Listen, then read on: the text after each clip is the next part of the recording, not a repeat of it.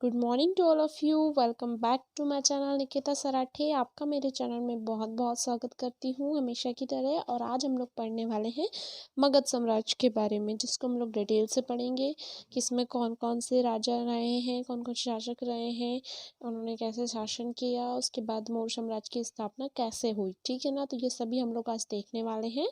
हर एक क्वेश्चन आपका क्लियर हो जाएगा। इसके बाद आपका ऑब्जेक्टिव वीडियो भी मैं डाल चुकी हूँ मौर्य काल के बारे में। जैन बौद्ध सभी आप देख सकते हैं वीडियो में जाकर।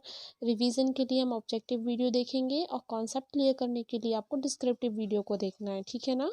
और हमेशा की तरह एक बात फिर से बोलूँगी कि नोट्स ज़रूर आप लोग बनाते जाए। जो न्यू स्टूडेंट अगर वीडियो देख रहे हैं तो प्लीज़ आप वीडियो को देखने के साथ साथ नोट्स प्रिपेयर करें। तो स्टार्ट करते हैं हमारे वीडियो को, प्लीज़ इंटरेस्ट के साथ देखना है। अब हम लोग पढ़ने वाले हैं क्या, मगध साम्राज्य में, जिसमें 3 पार्ट्स में डिवाइडेड है, हर्यक वंश, शिशुनाग वंश और नंद वंश। ठीक है, मगध साम्राज्य में आपको क्या क्या पढ़ना है। हर्यक वंश के पहले शासक पढ़ेंगे कौन कौन से हैं, उसके बाद शिशुनाग वंश के और फिर नंद वंश के। तो स्टार्ट करते हैं हर्यक वंश से। फर्स्ट है हमारा हर्यक वंश, जिसमें आप लोग देखेंगे बिम्बिसार। तो बिम्बिसार ने कब तक शासन किया, 542 ईसा पूर्व से 493 ईसा पूर्व तक। ठीक है ना। तो बिम्बिसार हर्यक वंश का क्या है, संस्थापक था। क्वेश्चन क्या पूछा जाएगा, हर्यक वंश का संस्थापक कौन है, तो बिम्बिसार। ओके, इसकी राजधानी क्या थी, तो इसकी राजधानी थी राजगृह ग्रीब्रज। ये नोट्स थोड़ा थोड़ा शॉर्ट नोट बनाना है। जैसे हर्यक वंश का संस्थापक कौन है, बिम्बिसार। इसकी राजधानी क्या थी, राजगृह ग्रीब्रज। ओके, बिम्बिसार के राज दरबार में जीवक नामक प्रसिद्ध राजवैद्य रहता था। अब क्वेश्चन ऐसा आता है एग्जाम में, पूछा गया है कि जीवक नामक प्रसिद्ध राजवैद्य किसके दरबार में रहता था, तो आपको पता होना चाहिए बिम्बिसार के राज दरबार में। ओके, क्लियर हो गए क्वेश्चंस, 3 क्वेश्चन बन चुके हैं। ओके, नेक्स्ट देख लेते हैं। बिम्बिसार के काल में ही जैन और बौद्ध धर्म के उपदेशों का संकलन किया गया है। मतलब इनका संकलन का प्रचार प्रसार किया गया है, जैन धर्म और बौद्ध धर्म के उपदेशों का। ठीक है, बिम्बिसार को उसके पुत्र अजातशत्रु ने हत्या कर दी तथा सिंहासन पर बैठ गया। अब क्वेश्चन ये बनेगा कि बिम्बिसार की हत्या किसने की, अजातशत्रु ने। कौन था, उसका पुत्र था। ठीक है ना, और वह खुद सिंहासन पर बैठ गया था। ठीक है, क्लियर हो गया। अच्छा, तो क्वेश्चन क्या है, हर्यक वंश का संस्थापक कौन है, बिम्बिसार है। ठीक है ना। अच्छा, जैन धर्म और बौद्ध धर्म के उपदेशों का संकलन भी बिम्बिसार के काल में हुआ। इसकी हत्या अजातशत्रु इसके पुत्र ने कर दी। ऐसे आपको रिकॉल करना है चीज़ों को। आगे देख लेते हैं। नेक्स्ट है आपका अजातशत्रु। अब इसका पुत्र अजातशत्रु आ गया कब, 493 ईसा पूर्व से 460 ईसा पूर्व तक। ठीक है ना। ओके, अजातशत्रु बौद्ध धर्म का अनुयायी था। अजातशत्रु कौन से धर्म का अनुयायी था, क्वेश्चन ऐसा बनेगा। तो अजातशत्रु किसका, बौद्ध धर्म का अनुयायी था। ठीक है, जितने ज़्यादा आप अपने माइंड में क्वेश्चंस क्रिएट करेंगे, उनके आंसर्स फाइंड आउट करेंगे, उतना ज़्यादा वो आपको परफेक्टली लर्न हो जाएगा। ठीक है ना। नेक्स्ट है हमारा, अजातशत्रु को कुड़िक कहा गया। अजातशत्रु को और किस नाम से जाना जाता है, कुड़िक। ठीक है, इसके काल में, सॉरी काल लिखा हुआ, इसके काल में प्रथम बौद्ध संगीति आयोजित हुई थी। प्रथम बौद्ध संगीति किसके काल में आयोजित हुई थी, तो अजातशत्रु के काल में। नेक्स्ट है हमारा उदयन। ओके, 461 ईसा पूर्व से 445 ईसा पूर्व तक, 461 से 445 ईसा पूर्व तक। तो हर्यक वंश का जो अंतिम शासक है वह कौन था, उदयन। प्रथम तो बिम्बिसार हुआ, उसके बाद अजातशत्रु आया, फिर कौन आ गया, उदयन आ गया। ठीक है, जो कि अंतिम शासक है। तो यह जैन धर्म का क्या था, अनुयायी था। ये किस धर्म को मानता था, जैन धर्म को। बौद्ध धर्म को कौन मानता था, बिम्बिसार।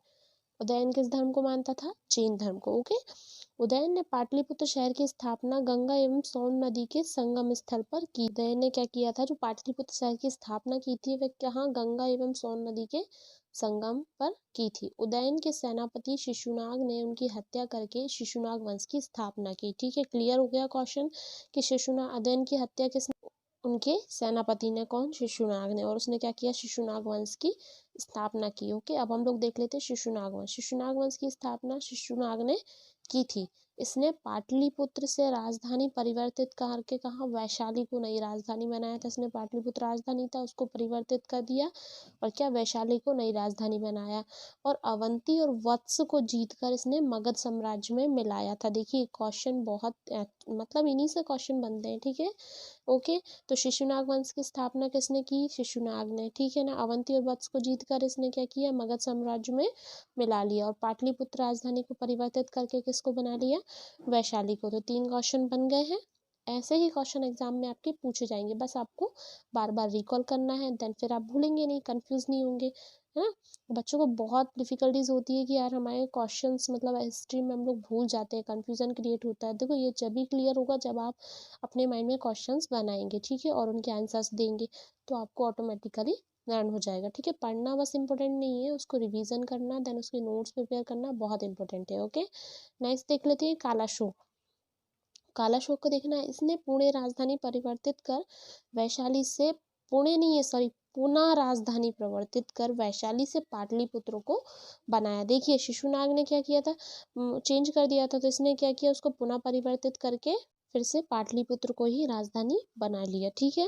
अच्छा, द्वितीय बौद्ध संगीति का आयोजन करवाया गया, तो इसके काल में क्या हुआ था? द्वितीय बौद्ध संगीति का आयोजन हुआ था, किसके काल में? तो कालाशोक के, याद रहेगा।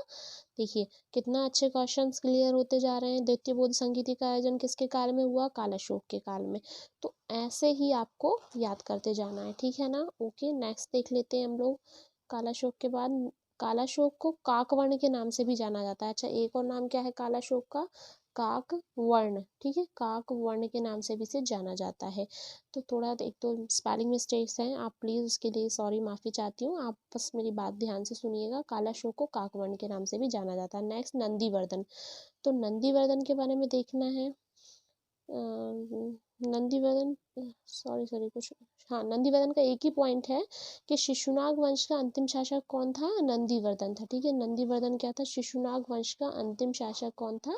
नंदीवर्धन था, ठीक है। थर्ड है हमारा नंदवंश। नंदवंश आपका, नंदवंश का महापद्मानंद। नंदवंश में आपका प्रथम शासक कौन है? महापद्मानंद। तो नंदवंश का संस्थापक कौन है? महापद्मानंद। इसने उड़ीसा को जीत कर वहां पर नहरों का, सर नेहरू लिखा है ना, नहरों का निर्माण इसने करवाया था। तो नहरों का निर्माण किसने करवाया था? महापद्मानंद ने, ठीक है, उड़ीसा को जीतकर। नेक्स्ट है हमारे घनानंद। तो नंद वंश का अंतिम शासक कौन है? घनानंद था, ठीक है। अब आ गया नंद वंश का अंतिम शासक कौन था? घनानंद। प्रथम महापद्मानंद थे, अंतिम कौन है? घनानंद। तो घनानंद के काल में भारत का पहला विदेशी आक्रमण हुआ था किसके शासक में? डेरियस प्रथम द्वारा, ठीक है। और दूसरा विदेशी आक्रमण सिकंदर के द्वारा किया गया था, ठीक है। तो याद रहेगा, प्रथम विदेशी आक्रमण किसके कारण में हुआ था? डेरियस प्रथम के द्वारा, अंग्रेज शासक था। और दूसरा विदेशी आक्रमण आपका यूनानी शासक सिकंदर के द्वारा, ठीक है। तो ये बन गया क्लियर क्वेश्चन। नेक्स्ट है हमारे, राजनीतिक कमियों को फायदा उठाते हुए सिकंदर ने 326 ईसा पूर्व में भारत में आक्रमण किया, और सिकंदर का भारत में पहला युद्ध पंजाब के शासक पोरस के साथ हुआ। क्लियर हो गया। देखिए राजनीतिक कमियों का फायदा उठाते हुए सिकंदर ने किया, 326 में भारत पर आक्रमण कर दिया था, है ना। और सिकंदर का भारत में पहला युद्ध पंजाब के शासक किसके साथ हुआ था? पोरस के साथ हुआ था। कहाँ पर हुआ था? झेलम नदी के तट पर हुआ था। इस युद्ध में पोरस हार गया था, ठीक है ना।